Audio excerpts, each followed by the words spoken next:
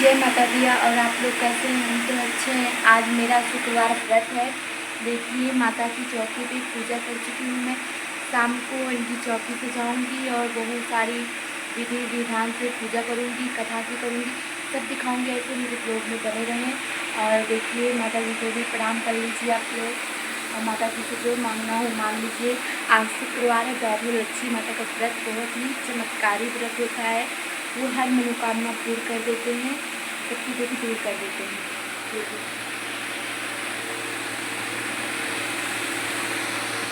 And ये मेरी माता रानी है। माता रानी का देखिए ऐसे पूजा की है दिन में। अभी शाम को विधि विधान से पूजा करेंगे और इनके लिए मीठा में कुछ बनाएंगे और बहुत सारा विधि विधान है, आपको बताऊंगी। ऐसे आप मेरे ब्लॉग में बने रहें। देखिए दिन भर माता रानी का नाम जपना है और ये बहुत ही चमत्कारी व्रत है। आप भी इसको उठाइए, आपकी हर मनोकामना पूर्ण होगी। जिसके संतान नहीं होगा उसे संतान होगी, और जिसके नौकरी वोकरी नहीं लग रहा उसका नौकरी होगा, और जिसका शादी विवाह नहीं होती है, विवाह में विधा आती है, वो भी माता जी का व्रत उठा सकता है, उसकी विवाह भी हो सकती है। जो लव मैरिज करना चाहते हैं वो उनका लव मैरिज भी होगा। आप वैभव लक्ष्मी माता का व्रत उठाइए। 21 या 11 जैसे उठाना है, आप मन्नत से उठाएंगे तो आपको भी ऐसे ही मतलब सब मनोकामना पूर्ण होगा। और मेरे ब्लॉग में ऐसे बने रहें और भी कुछ दिखाएंगे शाम तक ऐसे बने रहें। फ्रेंड तो देख सकते हैं आप, मैं माता जी की चौकी को सजा रही हूँ। एक मतलब पीढ़ा या कुछ भी हो उसको रख के और लाल कपड़े पे ऐसे बिछा के, लाल कपड़े और वैभव लक्ष्मी माता का फ़ोटो, जैसे कि ये फ़ोटो है,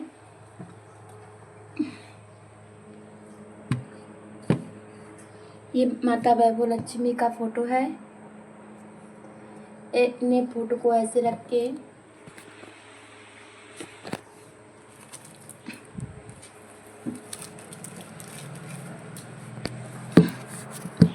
आप कैसे मेरे जुड़े रहें, आपको भी सब दिखाती हूँ।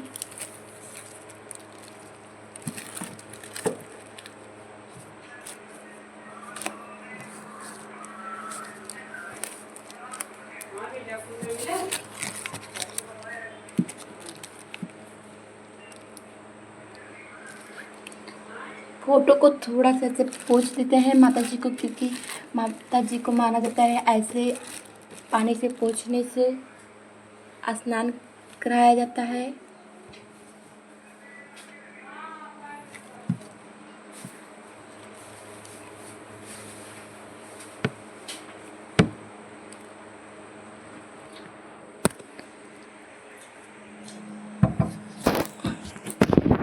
थोड़ा सा इधर आओ, ये पकड़ो। तो फ्रेंड देख सकते हैं आप, ऐसे चावल यहाँ है, ये चावल को ऐसे करके और पूजा करने के बाद चावल को छत पे ऐसे फैला देंगे कि पक्षी जो है वो खा लेगी। चावल को फेंकना नहीं है, पक्षियों को खिला देना है। और ये पानी है, इसको मतलब जल है, ये ऐसे बांधा दिया जाएगा इसको, और इसके ऊपर से ये रखा जाएगा। और जैसे कि आप देख रहे हैं मैं चांदी रख रही हूँ।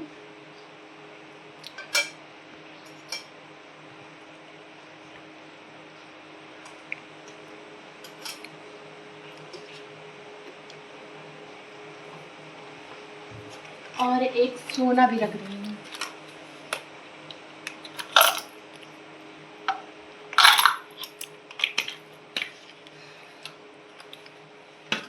आप कुछ भी रख सकते हैं, पैसे भी रख सकते हैं।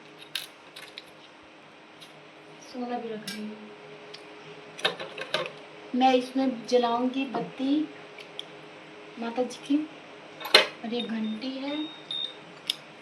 अभी तो प्रसाद बनाए नहीं है। प्रसाद को आप खीर बना सकते हैं, या तो पंजीरी भोग बना सकते हैं, या तो पंजीरी भोग नहीं है तो किशमिश से भी लगा सकते हैं। और लाल फूल भी चढ़ाया जाता है। अब बंद करो। ये मेरा पूजा विधि और मैं कथा कर रही हूँ। शहर में शराब, जुआ, रेत, चरखा, गांजा वगैरह बीड़ियाँ फैली बड़ी हुई थी। उसमें शीला का पति भी फंस गया। दोस्तों के साथ उसे भी शराब की आदत हो गई। जल्द से जल्द पैसे वाला बनने की लालच में दोस्तों के साथ रेस जुआ भी खेलने लगा। इसी तरह बची हुई धन राशि, पत्नी के गहने, सब कुछ रेस जुए में गवा दिया था। इसी तरह एक वक्त ऐसा भी था कि वह सुशील पत्नी शीला के साथ मजे में रहता था और प्रभु भजन में सुख शांति से व्यतीत करता था। उसके बजाय घर में दरिद्रता और दुखमड़ी फैल गई। सुख के खाने की वजह 2 वक्त भोजन के लाड़े पड़ गए और शीला को पति की गालियाँ खाने का वक्त आ गया था। शीला सुशील और संस्कारी स्त्री थी। उसके पति के प्रभाव से बहुत दुखी हुई, किंतु वह भगवान पर भरोसा करके बड़ा दिल रख कर दुख सहने लगी। कहा जाता है कि सुख के पीछे दुख और दुख के पीछे सुख आता ही है, इसीलिए दुख के बाद सुख आएगा ही। ऐसी स्थिति के साथ शीला प्रभु भक्ति में लीन रहने लगी। इसी तरह शीला आसक्त दुख सहते सहते प्रभु भक्ति में व्यतीत करने लगी।